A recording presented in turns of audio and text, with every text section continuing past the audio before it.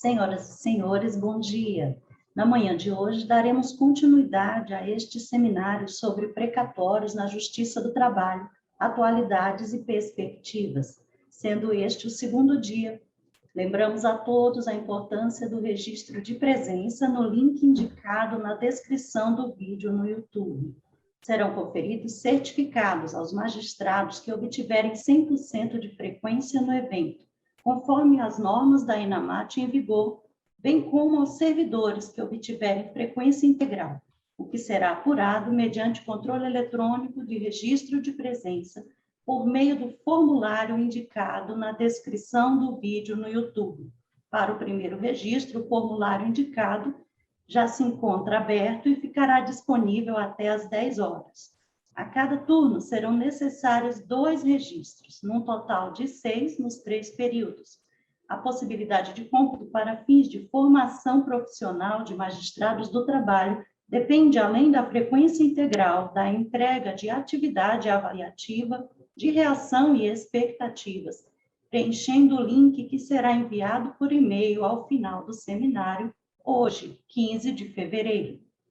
Convidamos neste momento para compor remotamente a mesa virtual Sua Excelência, o senhor ministro Alexandre de Souza Agra Belmonte, Sua Excelência, o senhor conselheiro do Conselho Nacional de Justiça, Márcio Luiz Coelho de Freitas. Neste momento, para uso da palavra, Sua Excelência, o senhor ministro Alexandre de Souza Agra Belmonte. Bom dia a todos. Uma honra estar presente neste seminário sobre atualidades e perspectivas dos precatórios na Justiça do Trabalho. Agradeço o convite que me foi formulado pelo ministro Aloísio Veiga. Trata-se de evento idealizado pela Corregedoria Geral da Justiça do Trabalho, por ele comandada, e a quem cumprimento, e organizado pela Escola Nacional de Magistratura do Trabalho, pela ministra Dora, e pelo Cefast, Centro de Formação e Aperfeiçoamento de Assessores e Servidores do Tribunal Superior do Trabalho. Cumprimento a todos que estiverem nos ouvindo, notadamente o juiz Platão. A capacitação está prevista na Resolução número 314 de 2021, que exige, em relação aos juízes auxiliares de precatórios e servidores das unidades judiciárias que lidam com o pagamento dos precatórios, ou seja, que exige em relação a eles.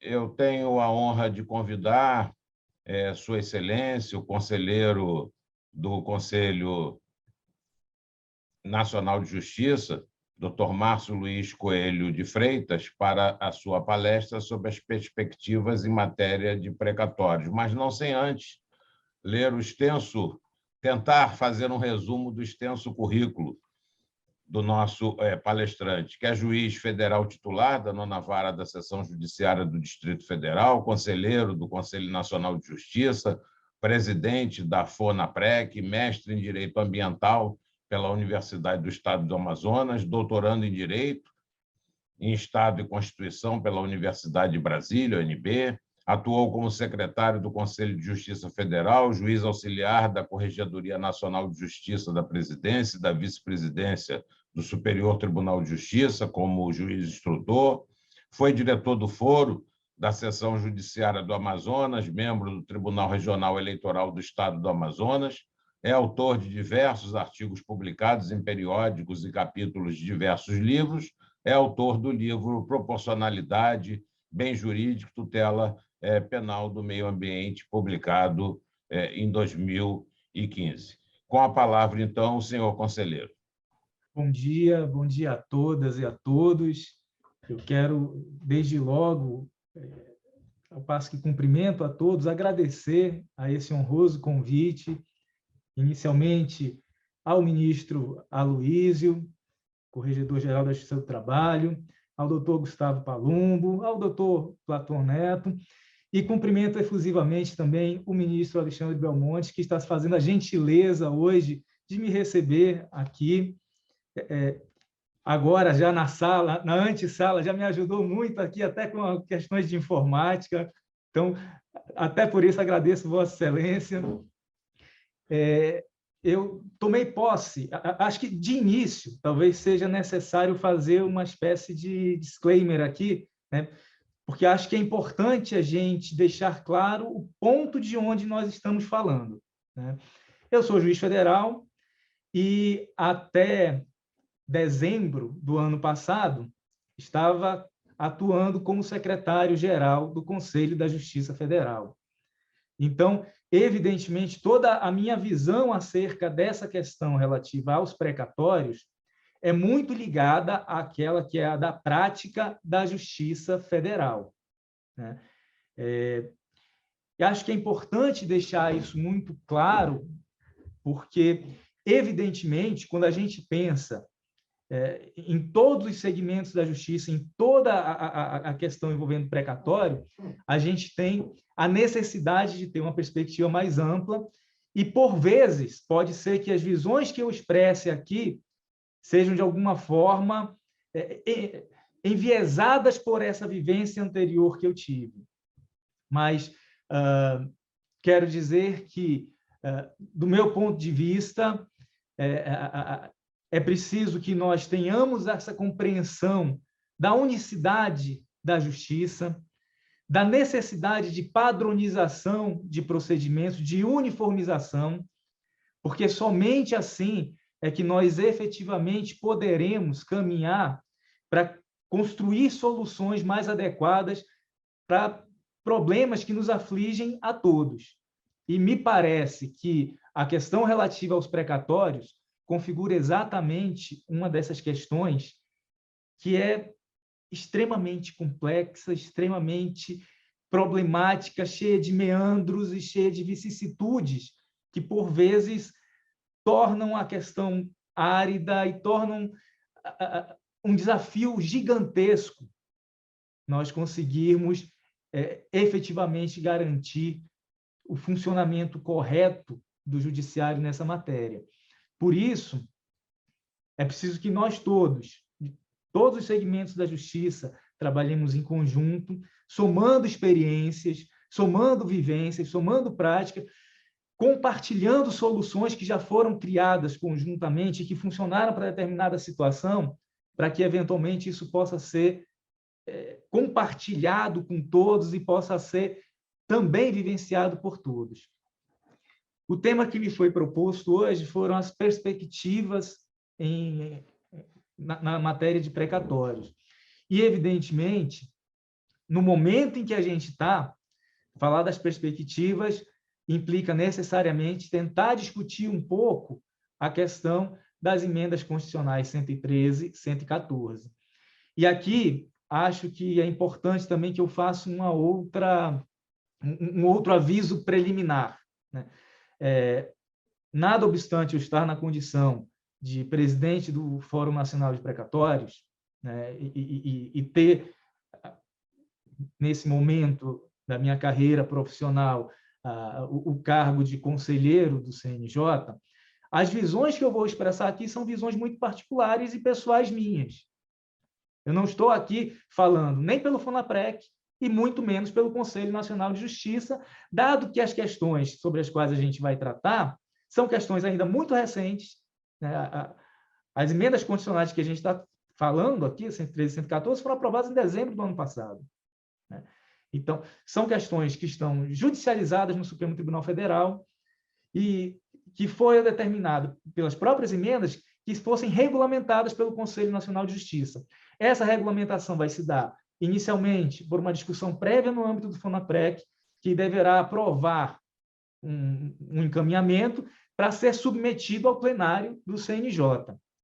Então, esse é um ponto que me parece essencial que fique muito claro, que, nada obstante eu estar na condição de presidente do FONAPREC, nada do que eu vá falar aqui reflete uma posição oficial do FONAPREC e muito menos uma posição oficial do CNJ, dado que tanto a posição do FONAPREC quanto a do CNJ ainda não foram efetivamente materializadas, né? Não houve uma conclusão dessas discussões.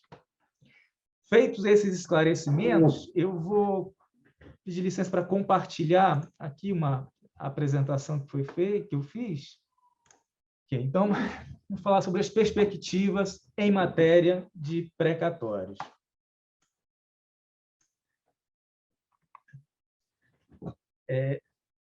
Inicialmente, eu acho que até para a gente pensar no futuro, é preciso que a gente tenha uma noção muito clara sobre aquilo que a gente está falando e tenha uma noção da evolução, de quais foram os passos que nós demos para chegarmos onde estamos hoje.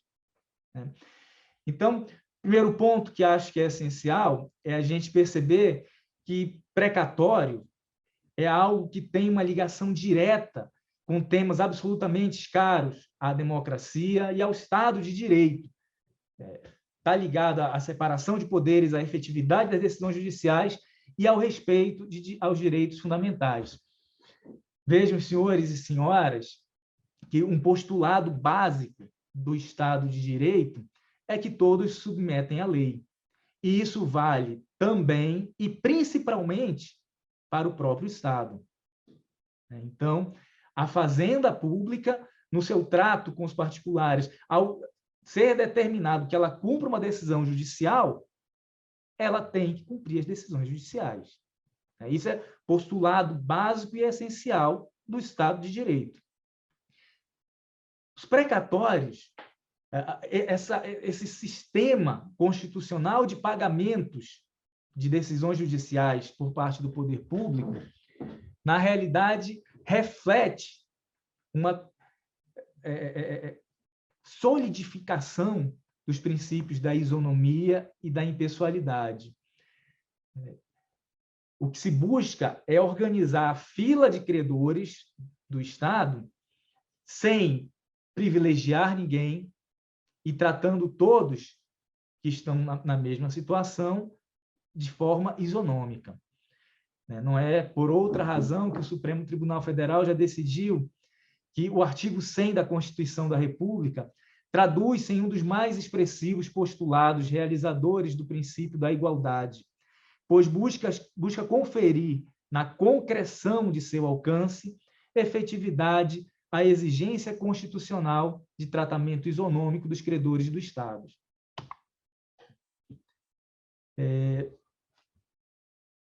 Isso, nada obstante, a gente verifica que esse tema, até por todas as implicações econômico, financeiras e políticas que ele envolve, é um tema extremamente controverso. Vejam que, nos últimos 12 anos, nada menos do que 5 emendas constitucionais foram promulgadas, tratando especificamente do tema de precatórios. A gente tem aqui um regime constitucional que vem sendo construído e alterado e retocado de forma contínua, desde a edição da Constituição de 88. Veja que em 88, quando a Constituição foi promulgada, ela previa um prazo ali de moratória de, acho que 8 anos. Ao fim desse prazo, a gente já teve alguma alteração, aí foram 12 alterações após esse prazo, até as mais recentes, que são da 113 e da 114. A ideia dos precatórios, essa fórmula para o pagamento de obrigações transitadas em julgado, decorrente de condenações judiciais transitadas em julgado do poder público, tem origem na própria ideia da impenhorabilidade dos bens públicos, na medida em que a execução contra o poder público não pode se valer da penhora e posterior alienação dos bens públicos. O que se fez foi criar um outro regime para possibilitar que o pagamento fosse feito. A impenhorabilidade dos bens públicos já estava previsto lá em 1824, na primeira Constituição, e da forma como é pensado, como foi criada essa ordem judicial para que o Estado inscreva e pague no exercício seguinte as obrigações decorrentes das condenações transitadas em julgados, a gente tem a previsão constitucional inicial desse regime na Constituição de 1934.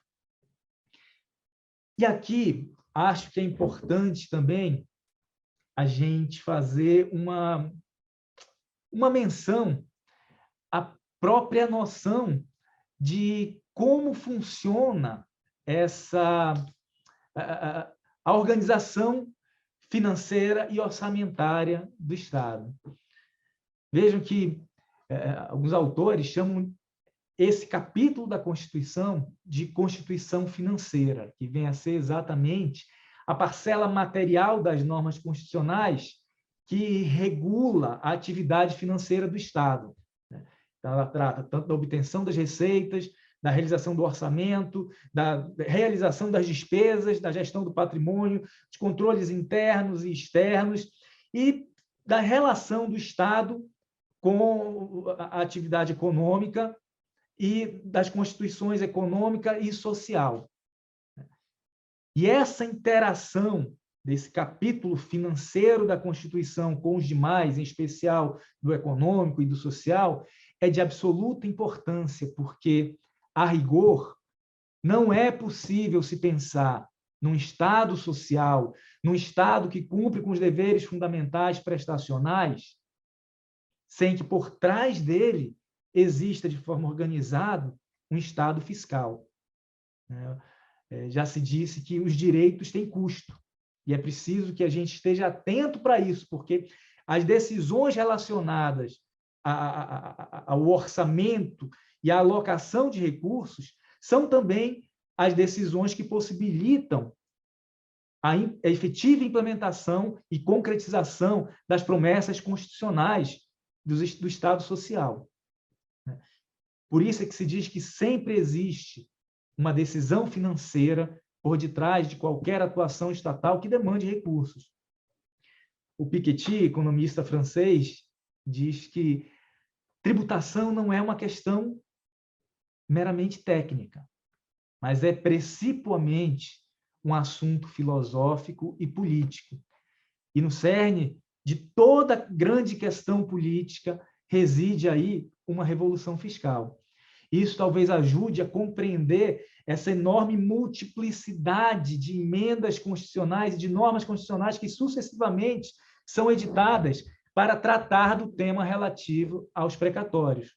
Porque a gente está tratando aqui de recursos que, num Estado carente e com tantas necessidades como é o Estado brasileiro, e quando me refiro a Estado, falo no sentido amplo, me referindo à União, Estados-membros, municípios.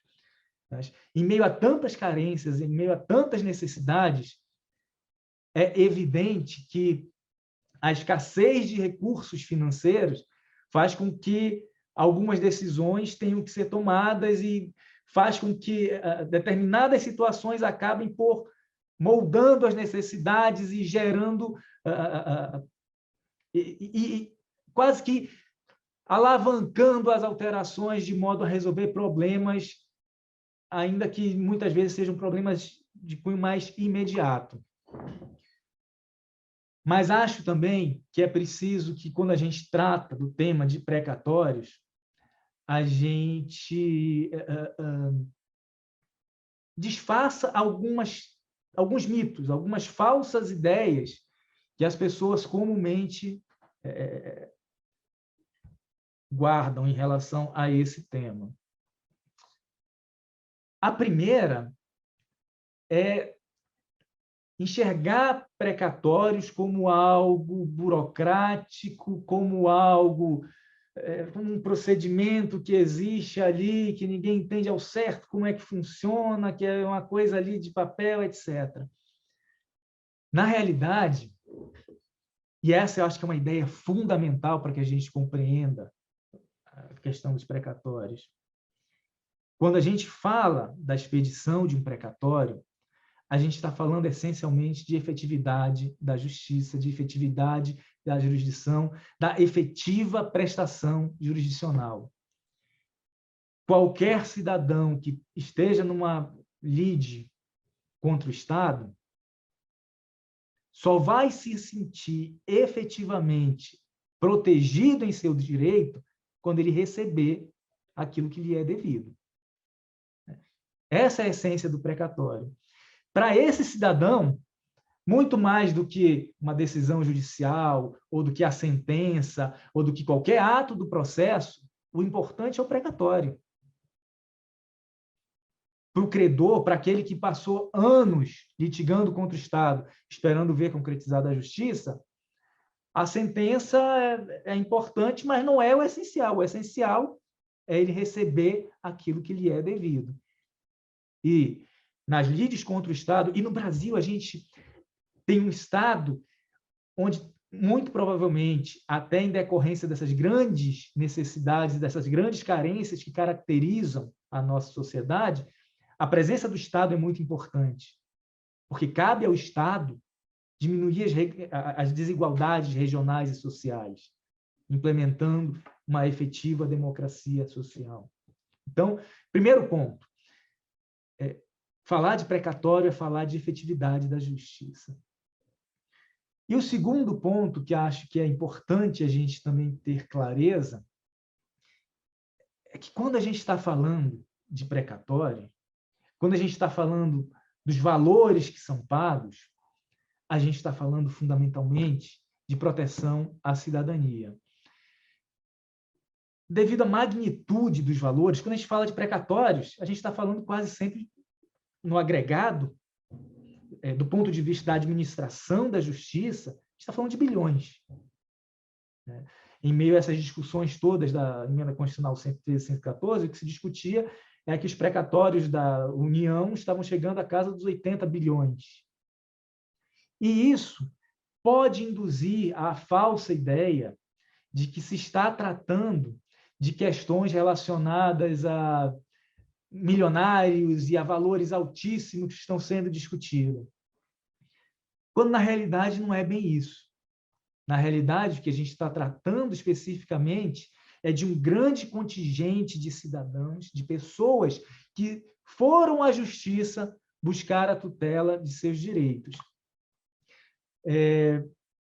Aqui, só recobrando o fato de que os dados que eu tenho são fundamentalmente dados da Justiça Federal, mas que, nesse momento, acho que servem bem para ilustrar aquilo que a gente está falando.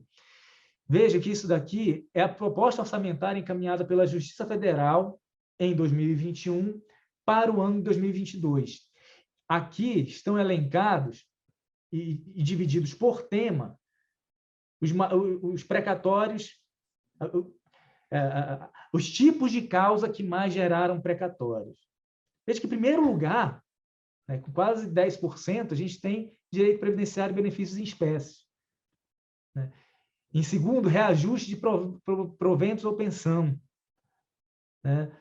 Ali, no quinto lugar, é aposentadoria por tempo de contribuição. O fato é que, de todo o valor dos 43 bilhões de precatórios previstos na lei orçamentária de 2022 para a Justiça Federal, 23,8% são de natureza previdenciária.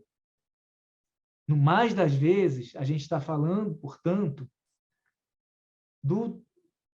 da pessoa que estava buscando uma revisão de aposentadoria, estava buscando a implementação de uma aposentadoria, conseguiu, depois de muitos anos, ganhar na justiça, e, na hora de implementar isso, foi reconhecido que esse direito deveria ter sido implementado antes, e, por isso, ele vai ter direito a um retroativo. É disso que a gente está falando. A gente está falando de pessoas, está falando de direitos que são direitos fundamentais. E isso é especialmente relevante numa época de grave crise social e econômica como essa pela qual nós estamos passando agora. Vejam também, nós fizemos um levantamento da variação da quantidade de precatórios e da quantidade de beneficiários de precatórios que ocorreu entre 2021 e 2022 no âmbito da Justiça Federal. Aqui está agregado por tribunal, mas vejam que, em 2021, eram 110 mil processos com precatórios. esse número, em 2022, saltou para 144 mil, uma variação de cerca de 30%. Da mesma forma, a quantidade de pessoas que foram beneficiadas pelos precatórios, que em 2021 era de 175.212, em 2022 saltou para 241.544, num aumento da ordem de 37,9%. Então, quando a gente pensa nesse valor do aumento da proposta orçamentária da Justiça Federal em termos de precatório, na verdade, o que a gente está falando é do aumento de pessoas beneficiadas pela resolução definitiva de seus processos, pela satisfação de seus direitos e pelo aumento do número de processos resolvidos. Nós chegamos a fazer um levantamento lá junto aos tribunais para buscar efetivamente as razões desse aumento. Eu apresento aqui um resumo das respostas que foram apresentadas pelos 5 tribunais. Via de regra, a razão é o aumento da produtividade. Há uma ou outra questão pontual, como no TRF da 2ª Região, no Rio de Janeiro, a existência de um precatório de 2,6 bilhões, né, o que por si só que era uma causa envolvendo a Petrobras e a União. Então, só isso aí já foi um impacto gigantesco no montante global. Mas, via de regra, a gente está vendo aqui um aumento de produtividade, seja em decorrência do teletrabalho, seja em decorrência da digitalização dos processos, seja em decorrência da implantação de novos modelos de gestão de trabalho, que acabam fazendo com que a justiça seja mais efetiva. E vejam que esse é o fundamento da atuação de toda a administração da justiça. Nós trabalhamos diuturnamente para melhorar os nossos números de produtividade. Nós trabalhamos diuturnamente para tentar garantir que as pessoas que tenham processos julgados o mais rápido possível, que tenham esses processos executados o mais rápido possível. Então, esse aumento extraordinário, na verdade, não tem nada de extraordinário, é uma coisa que tem sido consistente. Se nós pegarmos os últimos exercícios orçamentários, consistentemente, o valor global dos precatórios tem aumentado. E isso é uma notícia boa, porque isso reflete uma maior efetividade do Poder Judiciário. Isso significa que nós estamos apresentando soluções e respostas mais rápidas e efetivas para as pessoas que nos procuram, para as pessoas que acreditam no Poder Judiciário. Feitas essas digressões assim, que ajudam na compreensão do tema, eu acho que é importante também a gente, ainda que rapidamente, dar uma passada de olhos na evolução do tratamento constitucional do tema. Basicamente, o regime constitucional dos precatórios é previsto no artigo 100 da Constituição, junto com alguns dispositivos do ADCT, e o artigo 100 dispõe que, com exceção dos créditos de natureza alimentícia, os pagamentos devidos pela Fazenda Federal, Estadual, Municipal, em virtude de sentença judiciária, far-se-ão exclusivamente na ordem cronológica de apresentação dos precatórios, sendo proibida a designação de casos ou de pessoas nas dotações orçamentárias e nos créditos adicionais que são abertos para essa finalidade, né? O que reflete aquela ideia de busca por isonomia e impessoalidade de que a gente falou. Veja que, recentemente, em maio do ano passado, o Supremo Tribunal Federal decidiu, numa ADPF, que os recursos públicos vinculados ao orçamento de entidades estatais, prestadoras de serviço público essencial em regime não concorrencial e sem intuito lucrativo primário, não podem ser bloqueados ou sequestrados por decisão judicial para pagamento de suas dívidas em virtude do disposto no artigo 100 da Constituição e dos princípios da legalidade orçamentária. Isso significa que, ao lado da União, dos estados, dos municípios e de suas autarquias, também os entes paraestatais que prestam serviços públicos essenciais e que não estão submetidos à lógica do mercado, né, devem se submeter a esse regime de precatórios. A gente pode pensar, por exemplo, nas empresas que são concessionárias dos serviços, nas empresas públicas concessionárias de serviços de saneamento básico, de água e esgoto, por exemplo.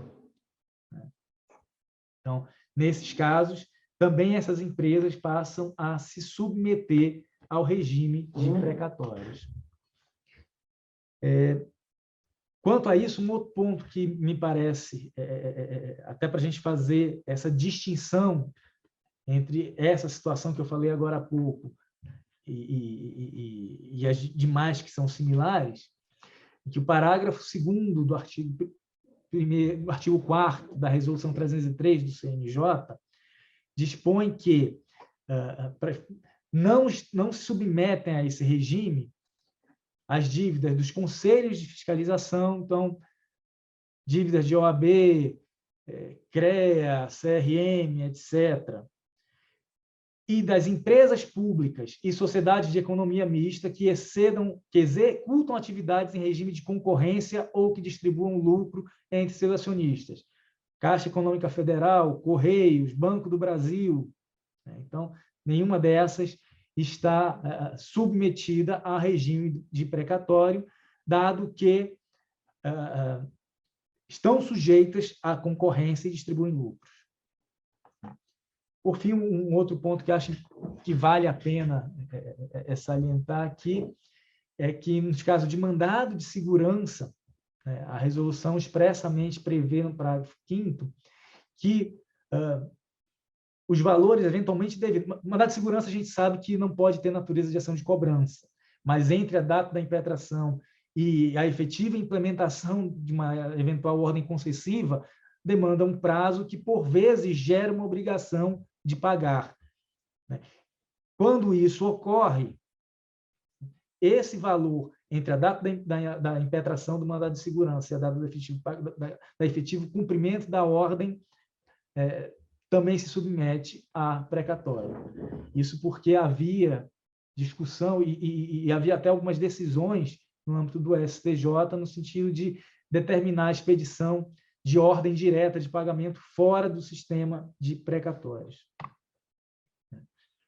A grande inovação que a Constituição de 88 trouxe para o regime de precatórios foi a existência de uma fila especial para precatórios alimentares e prevê expressamente a correção monetária do valor a ser pago até a data em que efetivamente viesse a ocorrer esse pagamento. Em seguida, a Emenda Constitucional 20 de 1998 criou a requisição de pequeno valor, que é um regime de pagamento diferenciado que não se submete à necessidade de inscrição específica no orçamento para ser pago até um determinado período do ano, para ser pago no orçamento seguinte, até o final do exercício do orçamento seguinte. Então, a Constituição prevê a possibilidade de que os entes editem legislação própria, traçando critérios e valores para a requisição de pequeno valor no âmbito de sua atividade, e prevê também no artigo 87, inciso 1 do ADCT, que caso isso não seja feito, caso não seja editada essa lei, os valores serão, para a União, 60 salários mínimos, o que atualmente dá cerca de 72 mil, para os estados, 40 salários mínimos, o que corresponde a cerca de 48 mil reais, e para os municípios, 30 salários mínimos, que corresponde hoje a 36.360 reais. Então, valores a serem pagos abaixo desse patamar podem ser pagos através de RPV, que é uma requisição que normalmente é paga no prazo de 60 dias. E do ponto de vista orçamentário, o que há é uma previsão do valor global que é incluído no orçamento, e esse orçamento corrente é utilizado para quitar essas requisições de pequeno valor. Não há a necessidade, ao contrário dos precatórios, de se inscrever no orçamento do exercício seguinte. Por seu turno, em 2000, a emenda constitucional número 30 determinou que houvesse consignação direta ao Poder Judiciário das dotações orçamentárias e créditos abertos para o pagamento de precatório. E, além disso, criou no artigo 78 do ADCT um parcelamento de precatórios em até 10 anos. E esse parcelamento foi julgado inconstitucional pelo Supremo Tribunal Federal. Em seguida, em 2009, foi editada a Emenda Constitucional 62, que trouxe várias modificações, dentre as quais a possibilidade de compensação tributária de débitos pelo fisco, era uma compensação obrigatória. Então, uma vez o fisco seria notificado da existência do depósito do valor do precatório, e em havendo um débito por parte do titular, do credor daquele depósito, haveria compensação obrigatória. Ela previu também a superprioridade, dentro daquela categoria prioritária do pagamento de precatórios alimentares, ela criou uma superprioridade para quem, dentre aqueles precatórios alimentares, tivesse mais de 60 anos, fosse pessoa com deficiência ou tivesse alguma das doenças previstas em lei. Além disso, previu também que a atualização dos precatórios se daria uma única vez pelo índice da poupança, o índice da TR, que era o índice utilizado para a remuneração da poupança. E, por fim, previu também um regime especial de pagamento de precatórios para estados, Distrito Federal e municípios inadimplentes e que não estavam cumprindo, portanto, com a sua obrigação constitucional de pagar dívidas decorrentes de condenação transitada em julgado. Mais uma vez, era o reconhecimento da quase falência do Instituto em relação a municípios e estados. O Supremo Tribunal Federal julgou inconstitucionais vários dispositivos da Emenda Constitucional 62. Então, por exemplo, a possibilidade de compensação tributária obrigatória foi julgada inconstitucional porque entendeu-se que conferia um privilégio demasiado ao fisco. A superprioridade para créditos alimentares, apesar de ter sido aceita, e de, inclusive, ter sido louvada como uma implementação que visava a concretizar o princípio da dignidade da pessoa humana, acabou tendo declarado inconstitucional a previsão que dizia que a condição de idoso seria verificada no momento da expedição do precatório. O Supremo Tribunal Federal entendeu que isso poderia violar a isonomia, porque alguns demoram muito para ser pagos e efetivamente, o que interessa para esse efeito é o momento do pagamento e não o momento da expedição do precatório, e por isso que o Supremo entendeu que a condição de idoso teria que ser verificada no momento do efetivo pagamento. E, por fim, o Supremo também afastou a atualização monetária pelo índice da poupança, pela TR, dizendo que isso acabaria assumindo áreas de confisco, porque a TR não era um índice de recomposição do poder aquisitivo, né? E depois também julgou, ele modulou isso, dizendo que os pagamentos feitos pela TR até o momento da decisão na questão de ordem eram válidos, e a partir dali que teriam que ser alterados. E também declarou inconstitucional o regime especial de pagamento, né? Embora também tenha modulado os efeitos dessa declaração de inconstitucionalidade, garantindo uma sobrevida ao regime por mais 5 anos. Em seguida, em 2016, foi editada a Emenda Constitucional 94, que estabeleceu os chamados superprecatórios, que são aqueles que têm um valor superior a 15% do total de precatórios requisitados para o exercício.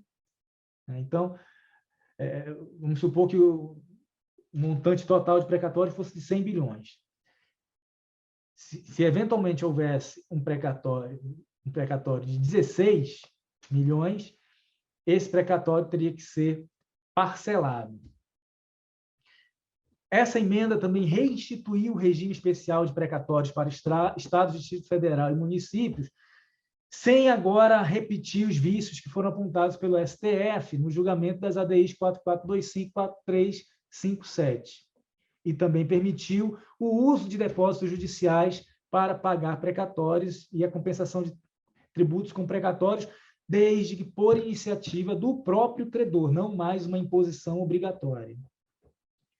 Em seguida, a Emenda Constitucional 99 modificou algumas regras do regime especial, estabelecendo um novo prazo, que foi estendido para dezembro de 2024, e determinou que o IPCAE seria o índice de atualização monetária do regime especial. Também previu aí o limite para o pagamento de prioridade do crédito alimentar idoso, que foi elevado para 5 vezes o valor da RPV.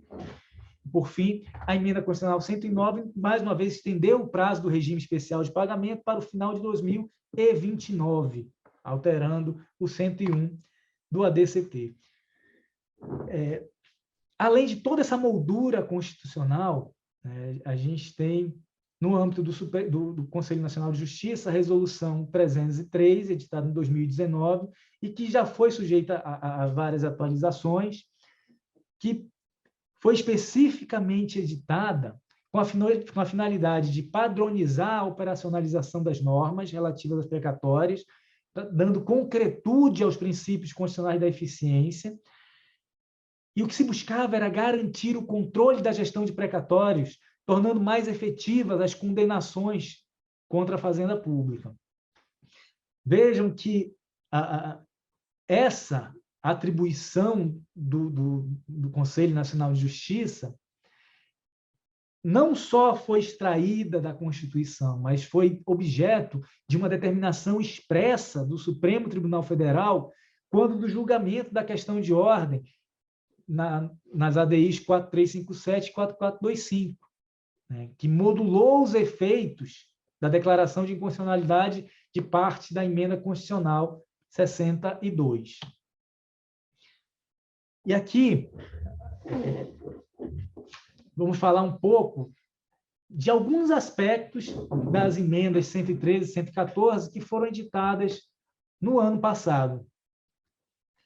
Pois bem, o primeiro aspecto, assim, dada até a nossa limitação de tempo, enfim, e o fato de que eu vi que o doutor Miguel vai falar especificamente desse tema mais tarde, no final desse evento, eu vou me limitar aqui a falar de 3 questões específicas que acho que podem gerar impactos significativos na gestão futura de precatórios.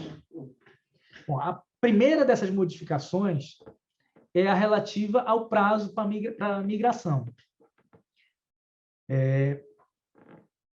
O artigo 100 parágrafo 1º, previa que a inclusão dos precatórios no orçamento do exercício seguinte ocorreria desde que ele fosse apresentado até o dia 1º de julho de cada ano.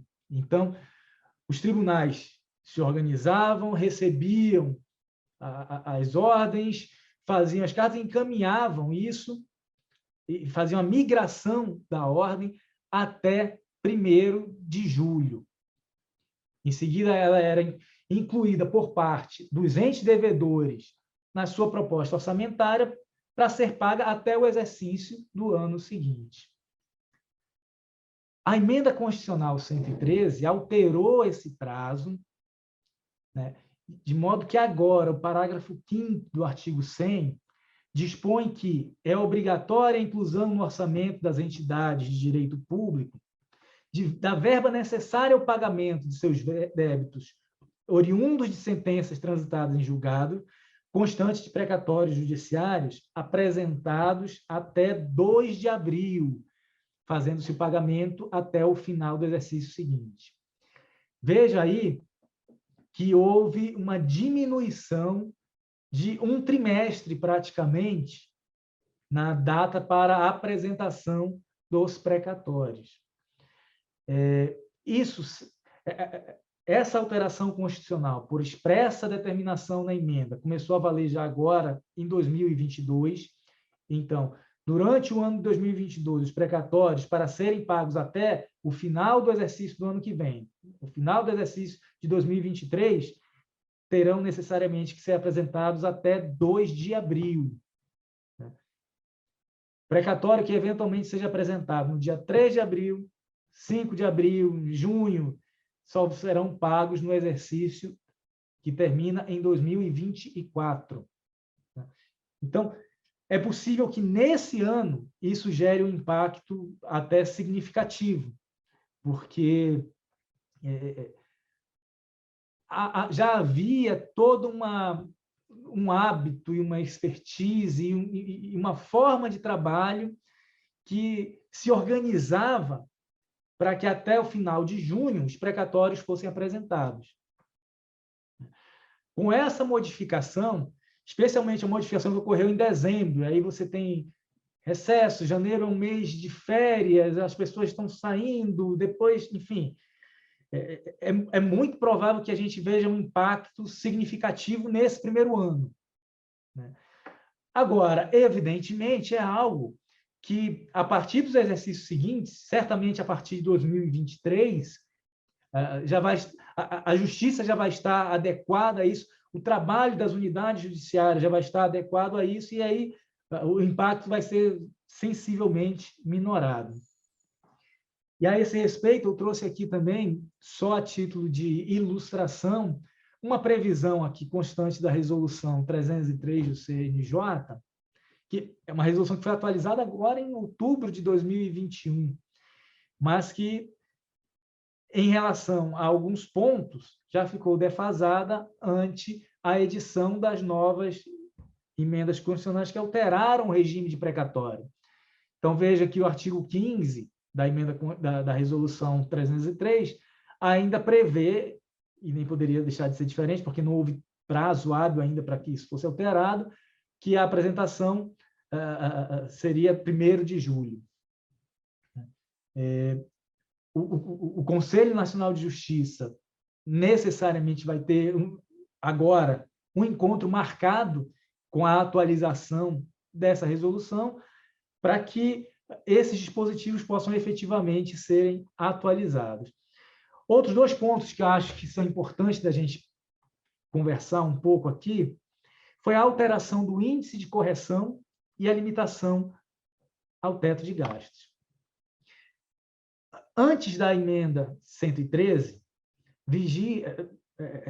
regulamentava a situação a súmula vinculante 17 do Supremo, que dizia que, durante o período previsto no parágrafo 1º, que é o atual parágrafo 5º do artigo 100 da Constituição, ou seja, entre o período em que há a migração, a apresentação do precatório, até o efetivo pagamento no exercício seguinte, não incidem juros de mora sobre os precatórios que neles sejam pagos. E veja também que, julgando o tema 96 da repercussão geral, o Supremo já definiu que incidem juros da mora entre a data da realização do cálculo e a requisição do precatório. Agora, entre a requisição e a data do efetivo pagamento, por força da súmula vinculante 17, não incidia juros de mora. Exatamente porque não era possível falar em mora, em atraso, dado que o ente governamental estava tão somente cumprindo a obrigação que lhe foi imposta pela Constituição, dentro do prazo que a Constituição impunha. Sobre esse tema, sobre essa questão também, tinha sido aprovado o tema 810, no Supremo Tribunal Federal, que previa que o índice de correção monetária dos débitos judiciais da Fazenda Pública deve ser o IPCAE, e não a TR. Valendo notar que, recentemente, no ano passado, o Supremo tinha afetado o tema 1170, que vai analisar a possibilidade de alteração do percentual de juros de mora fixados em sentença judicial já transitada em julgado contra a Fazenda Pública. É aquela situação em que, nada obstante, toda essa previsão e todo esse esquema, né, foi expedido e foi feito precatório com uma incorreção decorrente da sentença que determinou a aplicação de juros de forma não adequada, não constitucionalmente adequada. O que o Supremo vai decidir aqui é se, nessas hipóteses, a coisa julgada prevalece ou se é possível se alterar isso para adequar o valor a ser pago. Esse tema foi só afetado, não há ainda decisão por parte do Supremo.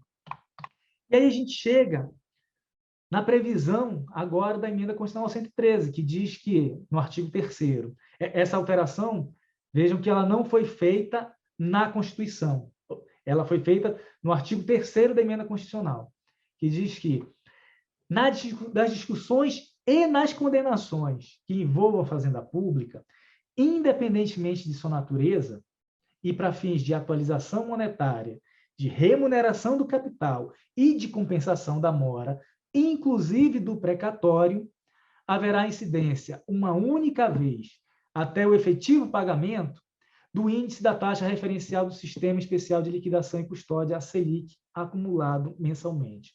Ou seja, quaisquer que seja a natureza da discussão, se é previdenciária, se é trabalhista, se é, enfim, qualquer que seja, se é tributária, se é não tributária, etc., porque nós tínhamos um regime que era... tinha uma pluralidade de índices a depender da natureza da obrigação. Agora, passa tudo a ser atualizado uma única vez até o efetivo pagamento pela taxa Selic. Selic, como os senhores sabem, é a taxa básica de juros da economia. Ela é fixada pelo Banco Central e é um instrumento de controle da inflação. É instrumento de política monetária utilizado pelo Banco Central. O nome vem da sigla Sistema Especial de Liquidação e de Custódia, que é uma infraestrutura do mercado financeiro que é administrada pelo Banco Central. É um índice que é estipulado pelo Banco Central para controlar, na verdade, a economia, fazendo com que se possa ativar e incentivar a economia quando ela está reduzida, ou dar um choque na economia e reduzir o consumo, etc., fazendo com que a inflação possa ser controlada. Eu trouxe aqui, só para a gente ter uma noção da evolução da Selic entre 2012 e 2022, as alterações e as variações da Selic. Vejam que, durante praticamente todo o ano passado, ela estava muito baixa, na casa de 2%, e agora vem sendo aumentada, chegando já quase a 11%. A perspectiva é de que para o ano que vem chegue até 11,5%. Há uma discussão muito grande em relação à Selic quanto à possibilidade da utilização dela como fator de correção e quanto à possibilidade de acumulação dela com outras modalidades de acréscimos, de frutos do capital, como juros, por exemplo. Eu tinha trazido isso aqui para discutir, eu vou até passar, porque eu estou vendo que meu tempo já está quase se esgotando, eu vou passar isso aqui um pouco mais rápido, porque essa é uma discussão que certamente vai gerar muitas discussões, é um tema que vai gerar muitas discussões, é um tema sensível, porque diz especificamente com a efetiva satisfação dos direitos, né? E a discussão aqui veja que os precatórios, né, quando eles são formados, eles têm uma parcela que representa o principal e a parcela dos juros. A Selic é um índice que não pode ser cumulado com nenhum outro, porque ela, por si só, e a jurisprudência é uníssona nesse sentido, agrega juros e correção. Então, você não pode fazer incidir Selic junto com juros. Então, a discussão a ser travada é se a Selic vai incidir tão somente sobre o principal, deixando congelados os juros, ou se ela vai incidir sobre a totalidade do valor constante do requisitório. Esse é um tema que certamente vai ser decidido em breve. Antes disso, nós já estamos marcados de discutir essa questão no âmbito do FONAPREC, e acho que o próprio CNJ vai ter que também, nesse ponto, alterar a sua resolução 303 para dispor especificamente sobre a forma como isso deve ser feito. Por fim, em relação à limitação ao teto. O artigo 107A do ADCT foi alterado para prever que, até o fim de 2026, ou seja, nos próximos 5 exercícios orçamentários, ficou estabelecido um limite para a alocação na proposta orçamentária das despesas com pagamentos em virtude de sentença judicial, o equivalente ao valor da despesa paga no exercício de 2016, incluindo restos a pagar, corrigido na forma do parágrafo 1º, tal.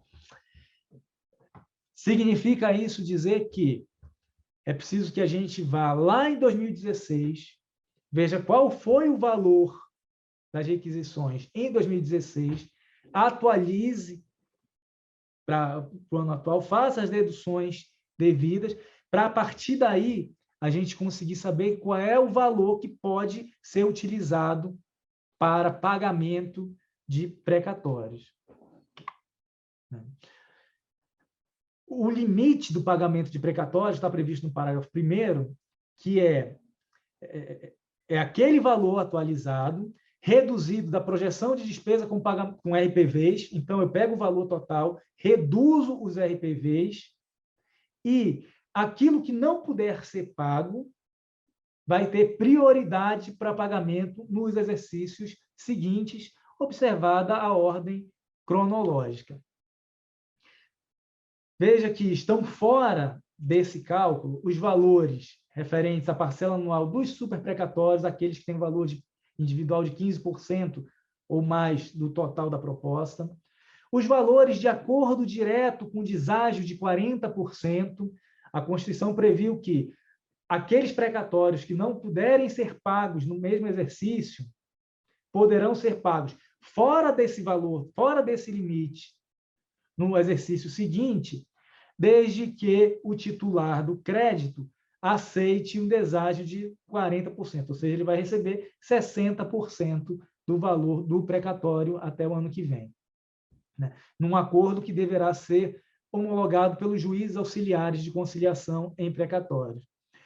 Por fim, também as parcelas de precatórios do Fundef, que serão pagos em 3 parcelas anuais, também estão fora da limitação ao teto.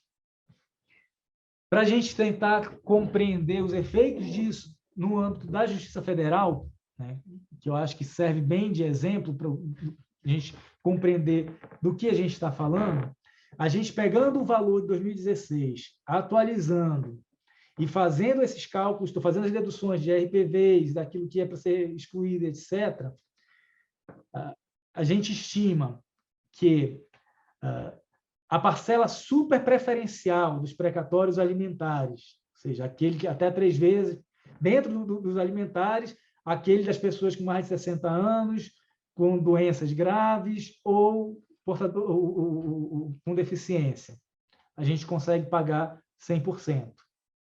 Né? precatórios alimentícios até o valor de 3 vezes o valor da RPV, a gente consegue pagar 94%.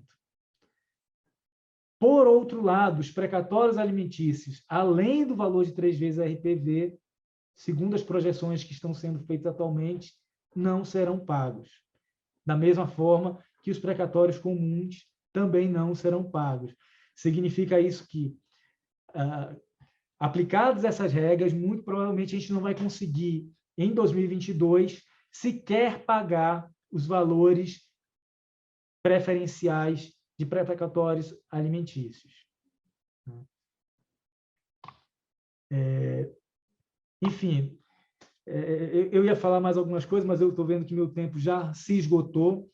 Acho que essa questão toda aqui e essa fala, que é uma fala voltada às perspectivas dos precatórios, serve muito mais para tentar colocar e expor o estado atual das coisas, para que, a partir disso, a gente possa pensar em como construir soluções para efetivamente fazer com que, nesse tema de precatórios, a efetividade da justiça possa ser mantida e a cidadania possa ser respeitada. Não é uma tarefa fácil, as discussões são extremamente sensíveis, tudo está muito judicializado, e isso demanda a necessidade de um diálogo interinstitucional que tem que ser rico, que tem que ser aberto, que tem que ser sempre voltado à tutela dos interesses da população e da cidadania, né? E, fundamentalmente, acho que a gente não pode perder de vista que o trabalho de administração da justiça deve ser sempre um trabalho voltado à efetividade da prestação jurisdicional. Então, esse é o móvel que deve orientar toda a nossa atividade, né?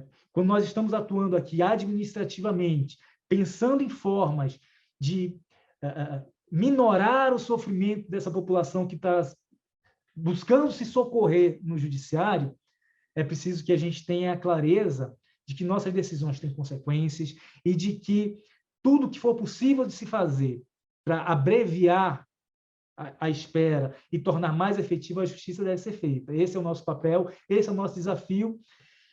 Enfim, eu espero, sinceramente, poder ter contribuído de alguma forma para a colocação dessas discussões e que, a partir disso, a gente consiga travar discussões, travar diálogos que permitam a superação das dificuldades. Muito obrigado. Mais uma vez, agradeço ao gentil e honroso convite que me foi formulado pelo ministro Luiz, pelo doutor Rafael Palumbo, o apoio do doutor Platon, a gentileza do ministro Alexandre, que gentilmente me ajudou e ficou aqui e me recepcionou hoje.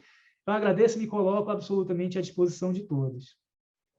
Agradeço a brilhante exposição proferida por Sua Excelência, o senhor conselheiro do Conselho Nacional de Justiça, o doutor Márcio Luiz Coelho de Freitas, que trouxe grande contribuição acadêmica, profissional e jurisprudencial para a uniformização dos procedimentos relacionados aos precatórios, que, por envolverem as dívidas da Fazenda Pública, o que interessa à sociedade, não podem seguir, evidentemente, as mesmas regras de pagamento das dívidas particulares diante da salutar impenhorabilidade dos bens públicos em proteção da cidadania. Contudo, se a demora no pagamento aos credores tem o sequestro como meio jurídico de enfrentamento de resistências ao cumprimento, me parece injustificável a politização desse instituto jurídico para efeito de rearranjo de contas públicas, o que gera desconfianças sociais e coloca em xeque o princípio da moralidade em relação ao contingente de pessoas que estão a perseguir, em sua maioria, créditos previdenciários, honorários advocatícios e indenizações por desapropriações. Parabéns, doutor Márcio, pelos esclarecimentos, tabelas e orientações sobre novos modelos de gestão de trabalho. Não foi uma palestra, foi uma aula que nos ajudará no enfrentamento e operacionalização dos precatórios na Justiça do Trabalho. E a sociedade, com seus conhecimentos, está muito bem representada pela presença de Vossa Excelência no CNJ, que trará contribuições relevantes para o aperfeiçoamento do sistema de precatórios. Devolvo a palavra ao cerimonial. Com a devida autorização, agradecemos em nome da organização a participação de Sua Excelência, o senhor ministro Alexandre de Souza Agra Belmonte. Agradecemos a participação de todos até este momento. Teremos um intervalo e logo às 11 horas reiniciaremos com a palestra de Sua Excelência, o senhor juiz de direito Lisandro Garcia Gomes Filho, sobre o tema as requisições de pequeno valor e as requisições de parcela superpreferencial.